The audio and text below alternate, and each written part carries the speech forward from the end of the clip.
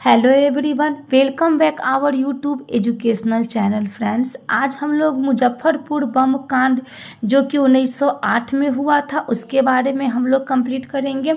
उससे पहले हम लोगों ने मुस्लिम लीग के बारे में कंप्लीट किया था। मुस्लिम लीग के क्या उद्देश्य थे ये सभी को हम लोगों ने कंप्लीट किया है। बंगाल विभाजन को भी हम लोगों ने कंप्लीट किया है। तो हम ये जो मुजफ्फरपुर बम कांड थी वो एक क्रांतिकारी घटना थी। अब आप सोचेंगे कि ये क्रांतिकारी घटना कैसे थी, तो मुजफ्फरपुर बम कांड से पहले की घटना हम लोग देख लेते हैं। ये है हमारा भारत, ये है हमारा भारत। अब आप यहाँ पे देखिए, और भारत के केंद्र में हमारा बंगाल था। बंगाल का मतलब है कि ये सारा इलाका, ये जो सारा इलाका है वो बंगाल था। ठीक है। अब बंगाल में अंग्रेजों ने क्या किया था? स्वदेशी और बहिष्कार आंदोलन का दमन करना बंगाल में अंग्रेजों ने शुरू कर दिया था। जब अंग्रेजों ने लोगों का दमन करना शुरू कर दिया तो ऐसी स्थिति में यहाँ से जो क्रांतिकारी लोग थे वो कहाँ आ गए? तो महाराष्ट्र के क्षेत्र में आ गए। फिर यहाँ से क्रांतिकारी पंजाब के क्षेत्र में आ गए। फिर यहाँ से क्रांतिकारी जो है पूर्वी उत्तर प्रदेश के क्षेत्र में आ गए। इसी बीच जो व्यक्ति यहाँ पे दमन कर रहा था, बंगाल में जो व्यक्ति दमन कर रहा था वो था कौन था? तो वो था कलकत्ता का मजिस्ट्रेट। कलकत्ता का मजिस्ट्रेट जो था वो बंगाल में दमन कर रहा था। क्यों दमन कर रहा था? क्योंकि यहाँ पे स्वदेशी और बहिष्कार आंदोलन हुआ था। यही रीजन था कि बंगाल में वो जो है क्रांतिकारी नेताओं का दमन कर रहे थे। तो कलकत्ता के मजिस्ट्रेट का नाम था D.H. किंग्सफोर्ड। क्या नाम था? तो D.H. किंग्सफोर्ड। D.H. किंग्सफोर्ड के कार्य से अंग्रेज बहुत खुश हुए और उन्होंने क्या कर दिया? D.H. किंग्सफोर्ड का प्रमोशन कर दिया, और प्रमोशन करके उन्हें कहाँ भेज दिया? मुजफ्फरपुर भेज दिया। जब किंग्सफोर्ड का प्रमोशन हो गया, जब वो मुजफ्फरपुर चले गए तो ये क्रांतिकारी जो नेता थे वो क्या किए? बंगाल में एक बैठक करते हैं। ठीक है, बैठक करते हैं और बैठक में जो युगांतर समिति होती है वो फैसला लेती है कि आखिर कौन व्यक्ति मुजफ्फरपुर जाएगा। और मुजफ्फरपुर क्यों जाएगा? तो वहाँ पे मुजफ्फरपुर जाने का रीज़न था कि वो किंग्सफोर्ड की हत्या करेगा। उसमें से प्रफुल्ल चौकी और खुदीराम बोस, दो व्यक्तियों ने कहा कि हम जाएंगे और हम जाएंगे। ये दोनों व्यक्तियों ने कहा कि हम जाएंगे।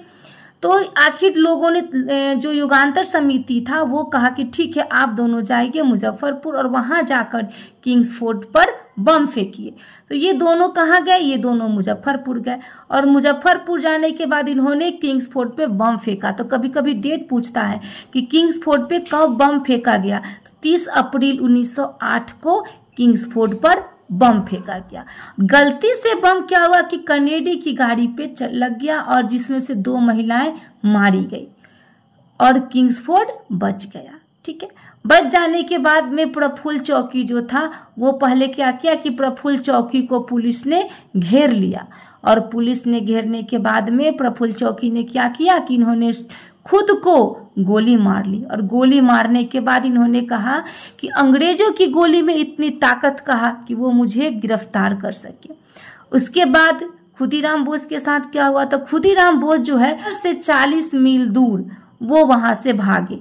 भागने के बाद वो कहाँ पहुंचे? तो वैनी रेलवे स्टेशन। ठीक है, कहाँ पहुंचे? तो वैनी रेलवे स्टेशन, जो कि वैनी रेलवे स्टेशन पूसा में है। पूसा कहाँ? समस्तीपुर में। ठीक है, जो मुजफ्फरपुर से सटा हुआ है। समस्तीपुर के लोग जो है पूसा को जानते होंगे। रेलवे स्टेशन पे जब वो बैठे हुए थे तो उन्होंने क्या किया कि रेडियो निकाला। उस समय तो कोई फ़ोन तो था नहीं कि, तो ये क्या किए कि वहाँ पे ये रेडियो निकाले और रेडियो पे क्या किया कि खबर सुनने लगे। अचानक उस पे कहा गया कि किंग्सफोर्ड बच गया। तो ये जब घटना सुने तो खुदीराम बोस के मुंह से अचानक आवाज़ निकली, क्या किंग्सफोर्ड बच गया?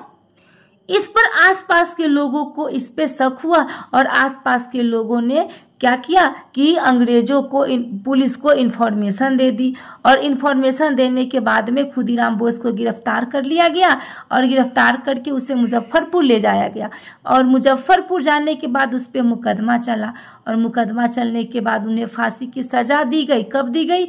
11 अगस्त 1908 को खुदीराम बोस को फांसी की सजा मिली और युवा जो है फांसी पर झूल गया। लगभग ये 18 साल से भी कम उम्र का युवा जो है वो फांसी पर झूल गया। आज जो है उसको किस जेल में मिली है? तो मुजफ्फरपुर सेंट्रल जेल में।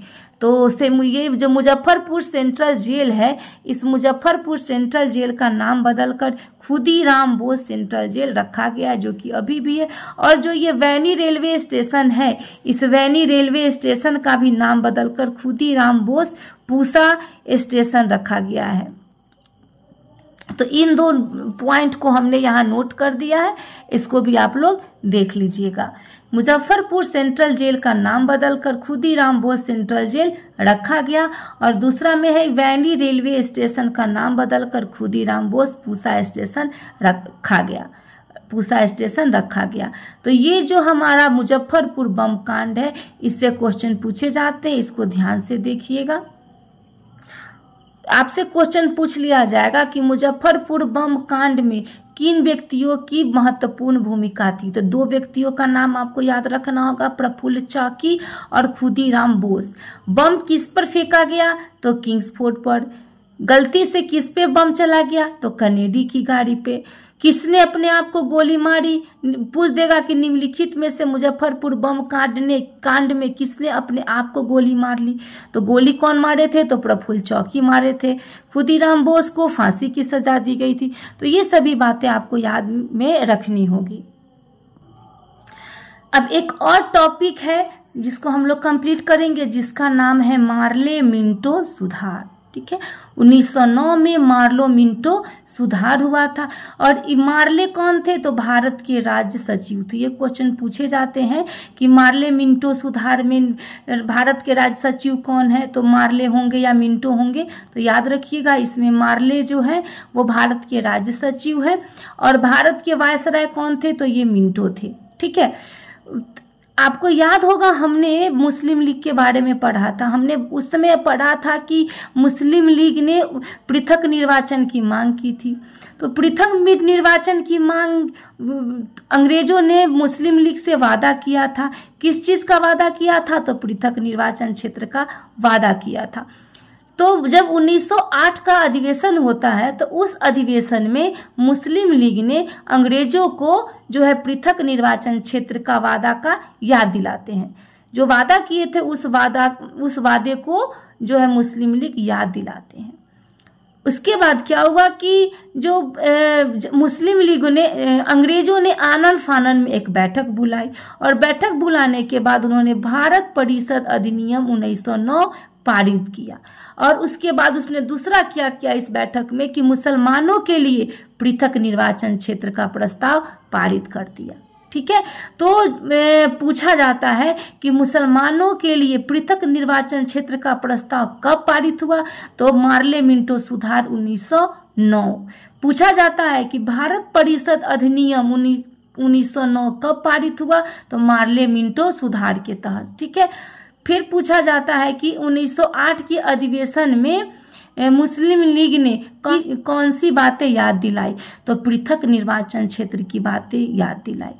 एक नोट है छोटा सा कि मार्ले मिंटो सुधार ने भारत का सर्वनाश कर दिया। ये कथन किसका था? तो ये कथन महात्मा गांधी का था। तो अभी तक हम लोगों ने मार्ले मिंटो सुधार और इस वीडियो में हमने मुजफ्फरपुर बम कांड को कंप्लीट किया है। अगले वीडियो में हम लोग दिल्ली दरबार के बारे में पढ़ेंगे। उसके बाद हार्डिंग बम कांड के बारे में हम लोग कंप्लीट करेंगे। तो बने रहिए हमारे साथ। मिलते हैं नेक्स्ट वीडियो में नेक्स्ट टॉपिक के साथ। धन्यवाद।